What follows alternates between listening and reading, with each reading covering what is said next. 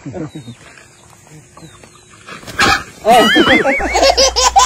Ang nakahuli! Tatawanan ka man! Tatawanan eh! Kaninang manok yun sa inyo? Ay! Ano, si Kuya Bal magdakop manok ano? Nakadulag ano? Luya? Ang luya, nakakadulag si Manok. Ay, si Ote, nakikipag-usap yan. Nakikipag-usap. Hindi. Hindi rin? Natago. Natago. Ano? Nasanay sila na wala talagang kapitbahay. Ano? Ngayon. Oo. Di mo kaya sort talagang may katay ng harong. Kami lang talaga. Katulong ko, gagda ng paligi. Tanggos. Wala mo huli siya.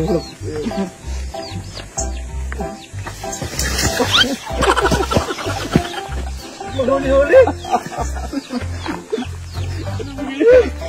Nasisira na lang yung taling. Sila mga kapatid? Oo, yung tatlo.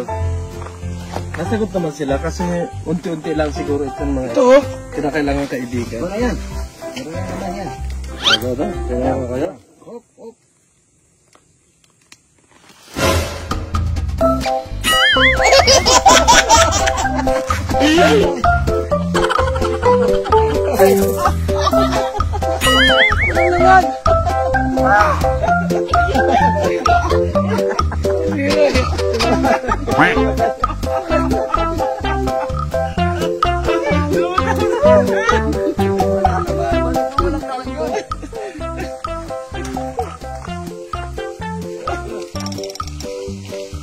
Wala naman. Wala pa. Maliliit pa.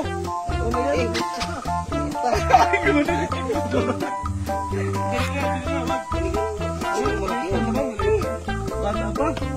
Bata pa. Malaki. Dapat sinini. Masarap kami kaibigan, lalo yung mga nasa kalingat. Kailangan, mapatawa kayo. Kasi, tawa yung mga talaga. Hindi marunong magbanat. Ano kasi may laman tim na? Hindi naman ako yan. Ano ba yung laman? Sa likman. Iba man po niya. Ano sa likod? Dumaan sa puro.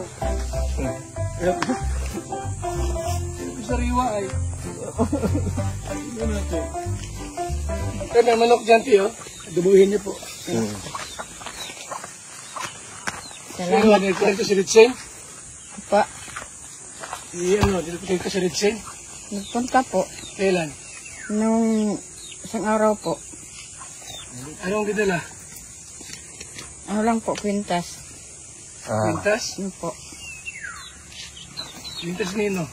Itong tatlo. Sinuot na? Hindi po, tinago. Ano tinago pa? Kasi naingat sila sa gamit.